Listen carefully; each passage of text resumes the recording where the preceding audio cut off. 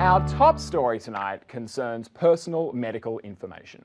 It's the sort of stuff that people keep pretty close to their chest, apart from that one friend on Facebook we all have who's sharing way too many reminders about the food blog they've started since quitting their full-time job at age 32.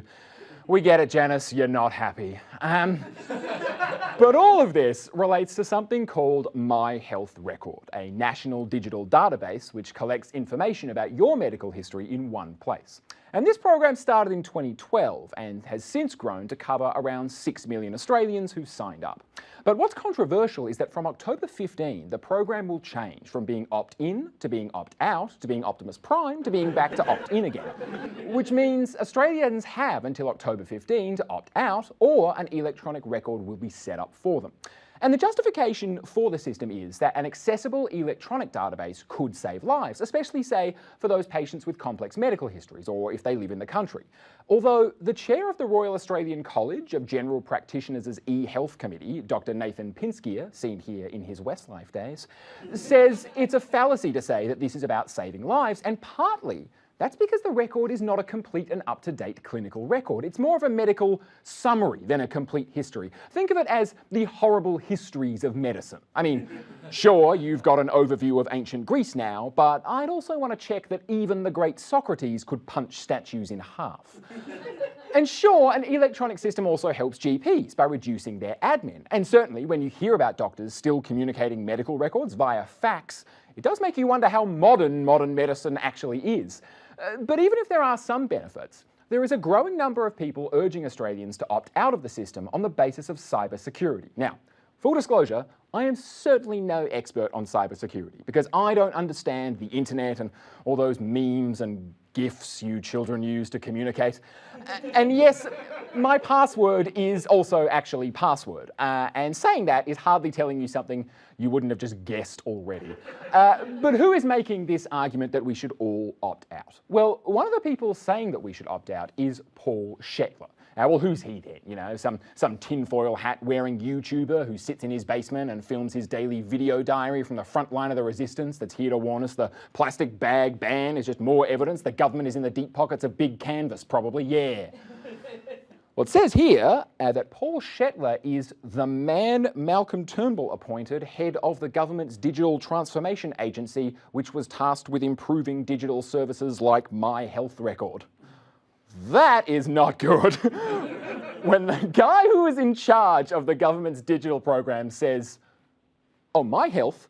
Not for me, that one, not for me. You know you have a problem." That'd be like if you asked the Pope about the benefits of Catholicism and he said, "Look, I'm just the CEO, I don't use the product."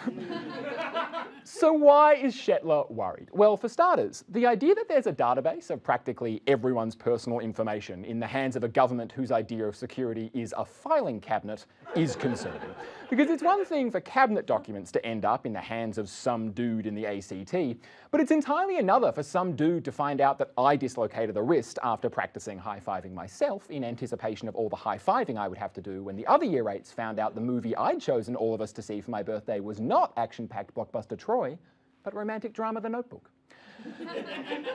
And the danger is heightened because health systems are a huge target for hackers, as the information is basically all you need for identity theft or blackmail. So in 2017, a cyber attack on Britain's NHS brought the whole system to its knees, and here, criminals were selling Medicare card details on the dark web for as little as $30. And that's not good, because I'd like to think if you were going to buy my Medicare card details, that at the very least, you wouldn't just be able to pay wave that, you know what I mean?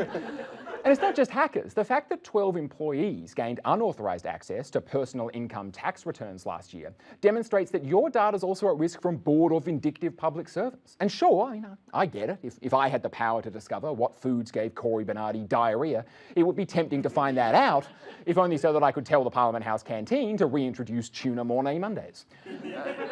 But that doesn't make this a good idea, and as well as that, the system lets external health apps access your records. And sure, they need your consent to do that, but they've already sorted out ways around that, as demonstrated by recent reports that one app was selling patient information to law firms, presumably because lawyers don't want you to be defined by the illness or injury you have.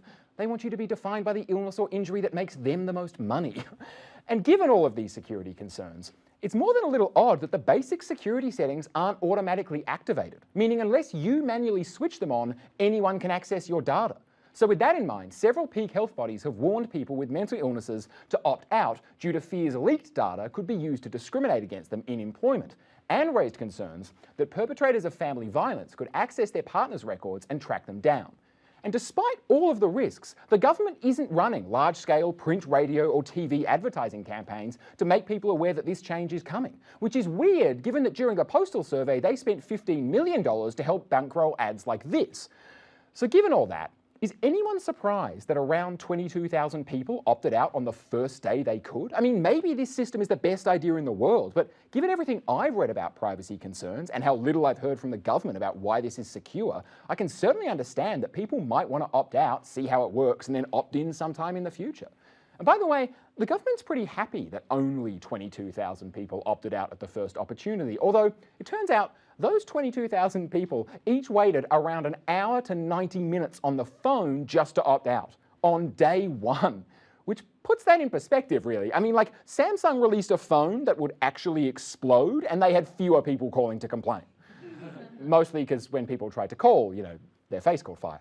Although, actually, now that I think about this whole thing, maybe it's time to dust off some of those old government ads again in a new context.